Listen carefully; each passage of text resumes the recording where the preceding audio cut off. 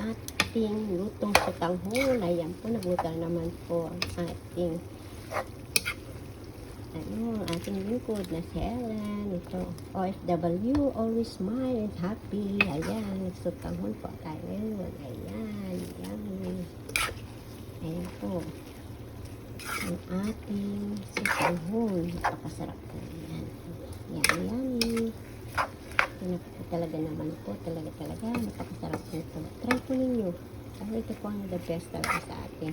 Marami po talagang gulay. Nilagay ko po kaysa sa sutanghon. Ayan. Ayan po siya.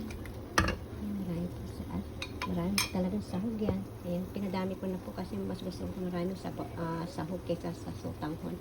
Talaga po naman dalawang packet lang po. Kung gusto yung dagdagan, pwede naman po. Ayan. Talaga naman po. Napakasarap talaga ang sutanghon.